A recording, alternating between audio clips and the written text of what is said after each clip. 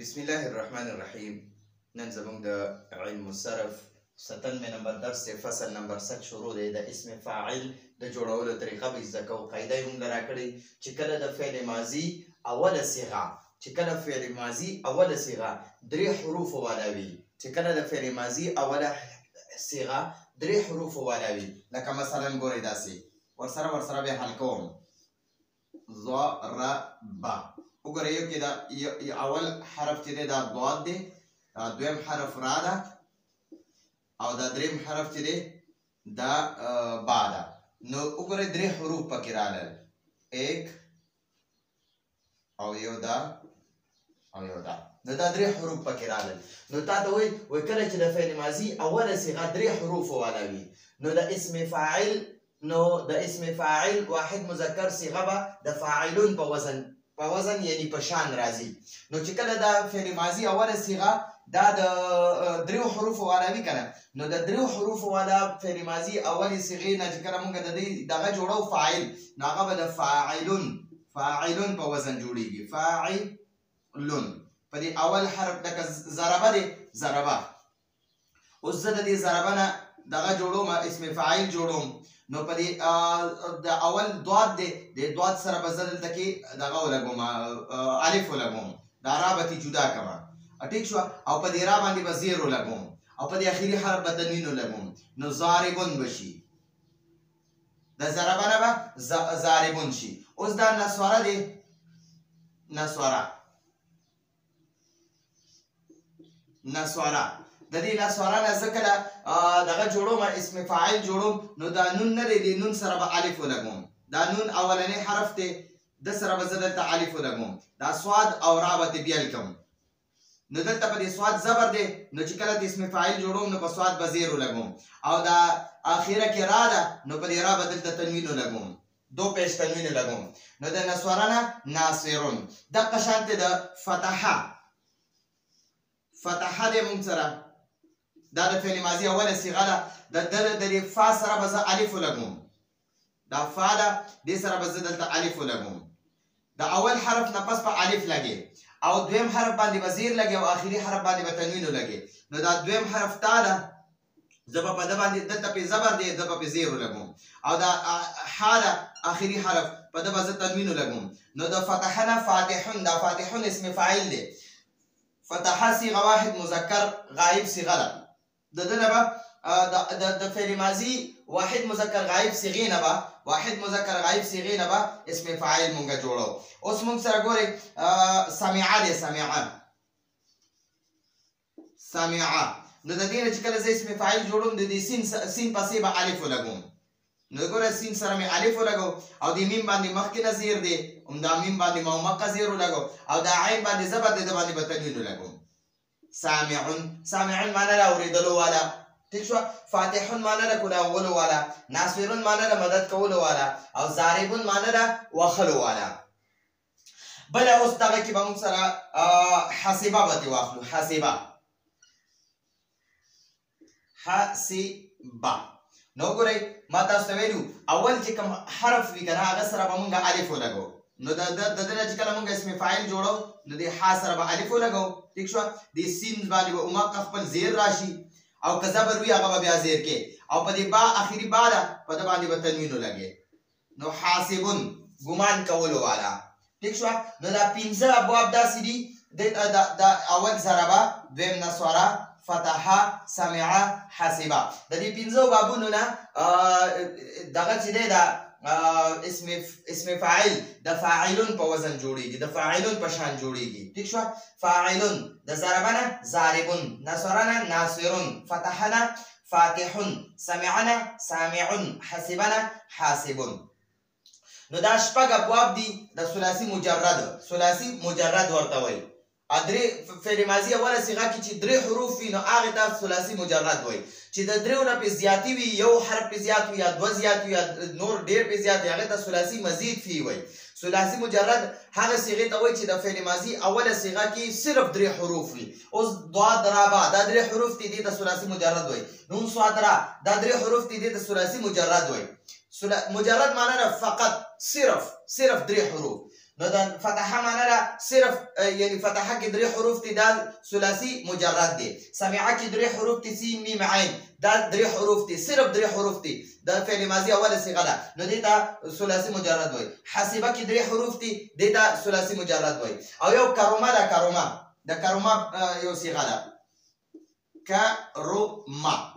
نو دې کرومه عموما دام ثلاثي مجرد ده کاف را میم خو د دې کرومه فاعل چې دی کنه اسم فاعل هغه د کریم د فاعل په وزن جوړیږي لکه کرومه نه کریم دا کریم اوس دې کې اسم فاعل دی ٹھیک شو دا د کرومه باب نه اسم فاعل دی او دا شپږ ابواب دي ته ثلاثي مجرد وای خو د دې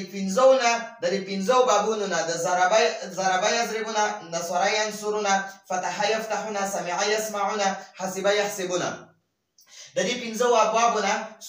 اسم فاعل د فاعلون په وزن جوړیږي او د دې شپږم ثلاثي مجرد باب چې د کرومه د دینه اسم فاعل د فاعلون په وزن جوړیږي یعنی کریمون ٹھیک شو نو دا ثلاثي مجرد شپږ ابواب دي په دې کې د پنځو نه اسم فاعل د فاعلون په وزن جوړیږي د یو شپږم نمبر چې د فاعلون په وزن جوړیږي نو دا درې حرفي دغه د صيغه چې درې حروف والا صيغه وا دغه ثلاثي مجرد وای او ثلاثي مزید فی چې د درې حروفو نه زیاتی حروف په اوله صيغه کې او کچرته د فعل ماضي اوله صيغه د درې حروفو نه زیاته وا کاوله صيغه د درې حروفو نه زیاته وا لکه زما واخلم اجتنبا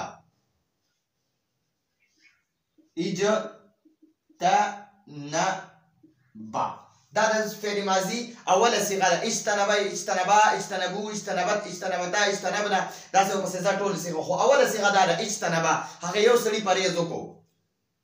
یجتنبو بیا د دې مضارع ده نو اجتنبا کې وګورئ دا اول دغه چې دی دا د افتعل په وزن دی نو دا جیم پکې دا اول دغه حرف اصلي دی دا نون پکې دویم حرف اصلي دی او دا با پکې دریم حرف اصلي دی دا درې حروف اصلي دي پکې دا دو پکې زائد دي یو دا حمزه پکې زائد دی یو دا تا پکې زائد ده نو ځکه دې ته مزید فی وای مزید معنی چې زیاتی دي پکې فيه په دې صيغه کې نو دا درې پکې حروف اصلي دي او د دې حروف اصلي نه دا دوه حروف زائد دي پکې په اوله صيغه کې دا دوه حروف زائد دي نو ځکه دې ته ثلاثي مزید فی وای چې درې ثلاثي ورته وي چې یاره درې پکې حروف اصلي دي او مزید فی چې دا نور حروف پکې زائد دي نو چې کله د درې حرفي زیوي نو د اغینه با چې کله د صيغه واحد مذکر غائب درې حرفي زیوي نو د اغینه با اسم فاعل د فاعلون په وزن جوړیږي چې کله د درې حروف نه زیات وي په اوله صيغه کې د فعل ماضي په اوله صيغه کې د درې حروف نه زیات حروف وي نو بیا به اغینه مونږه څنګه جوړو نو اوس دا غي طریقه ده او کچته د فعل ماضي اوله صيغه د درې حروف نه زیاته وا نو دا اوله اجتنب دا اوله صيغه د درې حروف نه زیاته ده نو بیا با اسم فاعل د فعل مضارع معروف د اول صيغه نه جوړیږي اوس د دې فعل مضارع د اجتنبا فعل مضارع راځي یجتنبو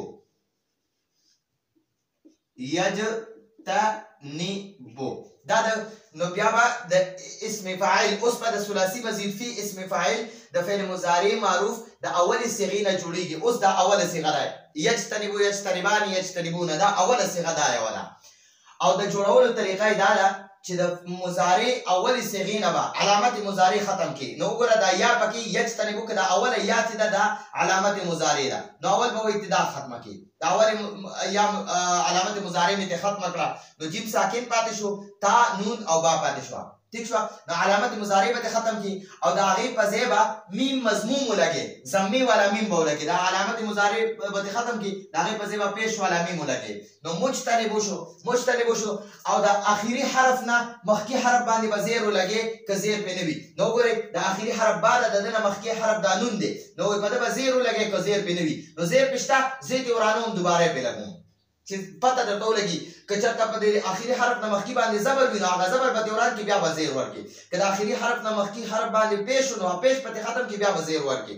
او که اخیری حرف نه مخکی حرف باندې زیرو نو په خپل حال به پرې دي خو زه تاسو ته دغه زیر رانومه دوباره یې درته لیکمه چې پته درته ولګي چې او موږ به د مضارع اولې صیغې د ثلاثي مجرد د ثلاثي مزید فی د مضارع د اولې صیغې نه چې کله موږ اسم فاعل جوړو نو هغې نه به علامت مضارع ختم کړي میم مضموم به پرې ولګي د اخري حرف نه مخکې حرف باندې به زیر ولګي که زیر پرې نه وي او اخري حرف باندې به تنوین ولګي نو دا با پیشبو دی د باندې به بعد و پیشبون ولګو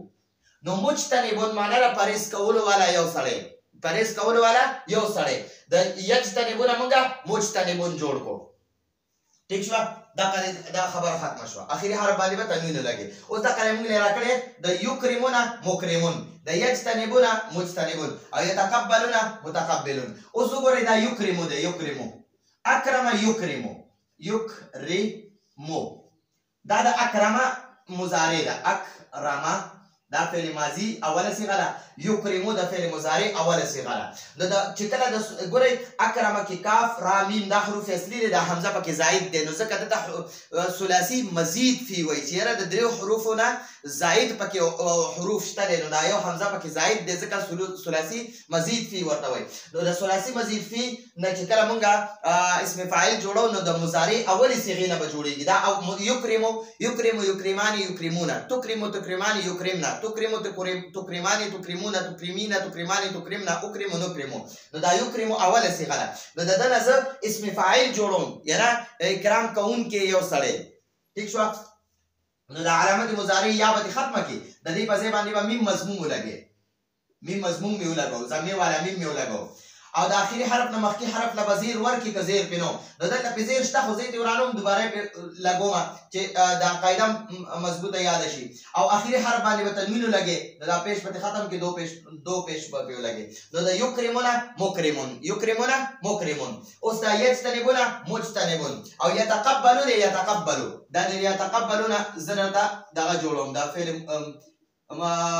اسم فاعل دی جوړوم یتقبلوا دا یتقبلون چې کله زه منطقه یتقبلون دلته لیکم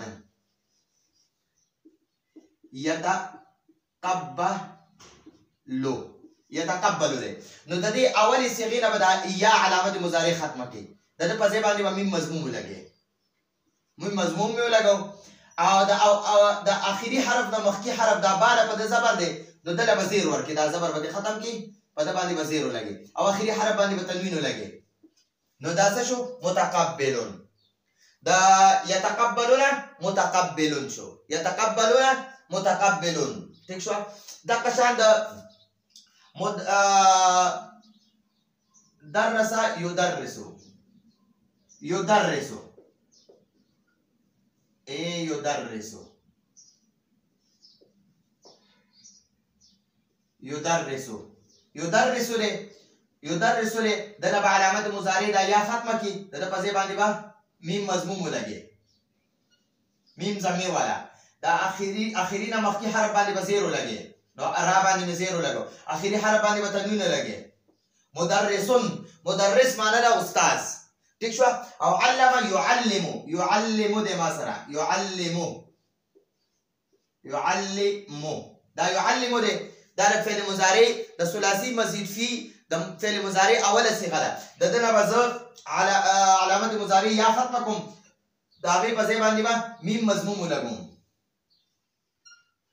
میم مضموم می ولګو اخري حرف نه مخکي حرف لام ل بزیر ورکی نو دا غزیر ز ختموم بیا وران لګوم او اخري حرف باندې په تنوین لګي نو په دې ور معلمون معلم معنی را یو استاد ٹھیک شو اوس د دینه ز د مؤنث صيغه جوړوم مؤنث صيغه ز مدرس یو استاد یعنی سبق خودلو والا یو کس یعنی یو مذکر سبق خودلو والا سبق خودون کې یو سبق خودون کې مدرسانی دو سبق خودون کې مدرسون ډیر سبق خودون کې معلم یو معلم سکھانے والا خودلو والا معلمانی دو معلمان معلمون ډیر معلمان نو ګورئ چې کله د معلمنا یو معلم دی دا د نظر تسنیه جوړوم نو د اخري میم نه تنوین ختم کې زبر به ولګي او اني به ورسره ولګي الف او نون زیر نه اني نو دا الف او نون زیر نه به هر یو واحد اسم سره لګي نو هغه به تسنیه جوړيږي اوس دا معلم دی معلم معلمون دا معلمون دی زه د دنه جمع جوړوم نو دا تنوین به ختم کی او په دې پیښو لګي او و ساکن نون زبرنا اونه به ورسره ولګي نو معلمون ٹھیک شو معلمون معنا ډیر استادان ډیر معلمان ٹھیک شو مدرس یا معلم یو معلم معلمان دو معلمان معلمون ډیر معلمان ٹھیک شو اوس دا قشان مجتنب یو پرهیز کوونکی مجتنبان دو پرهیز کوونکی مجتنبون ډیر پرهیز کوونکی متقبل یو مخکې کیدونکي متقبلان دو مخکې کیدونکي متقبلون ډیر مخکې کیدونکي او یا ډیر قبلونکي ٹھیک شو دغه شان دی بیا ورپسې د دې نه چې موږ مؤنث جوړو مؤنث نو دی اخیری حرف نه دی اخیری حرف په دې به زبر ولګي مجتنبون دی په دې مجتنبون دا تنوین به ختم کړو د سره به ګول تا ولګي او تنوین به ولګي مجتنبون معنا ده یو پرهیز کوونکی سړی مجتنبتون معنا ده دوه پرهیز کوونکی ښځې یو پرهیز کوونکی ښځې مجتنبون یو پرهیز کوونکی سړی مجتنبتون یو پرهیز کوونکی ښځه ٹھیک شو اوس دا مجتنبون نه زه تسنیه جوړوم نو دا ګول تا چې دی دا به اوږده تا کی اوږده تا به د دې نه جوړه کی زبر به پې ولګي او آت به ورسره ولګي الف او تا دو پېشتون مجتنبتان تسنیه چې دی جوړو دا خو مې ته جمع جوړه کړه تسنیه نو الف او نون زیرنې به ورسره ولګي نون زیرنې مجتنبتانی او چې کله د دې نه مونږ تسنیه دغه جوړو جمع مؤنث ته جوړو نو دا تا به مکمل ختمه کی او دا آنی به ختم شي یا دا ګوره مجتنبتون دی مجتنبتون د دې نه مونږ جمع جوړو نو دا ګول تا به ختمه کو او آت په ورسره ولګو الف او تا دو پېشتون مجتنبات دا جمع شوه مجتنبتون یو پرهیز کوونکی ښځه مجتنبتانی دو پرهیز کوونکی ښځې مجتنباتون ډېرې پرهیز کوونکی ښځې او مجتنبون مجتنبانی مجتنبون دا د مذکر شو مجتنبتون مجتنبتانی مجتنباتون دا قشان مکرمون مکرمانی مکرمون دا د جمع شو مکرمتون مکرمتانی مکرماتون دا مدرسون مدرسانی مدرسون مدرستون مدرستانی مدرساتون معلمون معلمانی معلمون معلمتون معلمتانی معلماتون ٹھیک شو متقبل متقبلان متقبلون متقبلتون متقبلتان متقبلاتون دا موږ سره دا ثلاثي مزید فيه فاعل شو اسم فاعل شو او دا ضارب ضاربان ضاربون ضاربتون ضاربتان ضارباتون ناصر ناصران ناصرون ناصرة ناصرتان ناصرات فاتح فاتحان فاتحون فاتحة فاتحتان فاتحات سامع سامعان سامعون سامعة سامعتان سامعات حاسب حاسبان حاسبون حاسبة حاسبتان حاسبات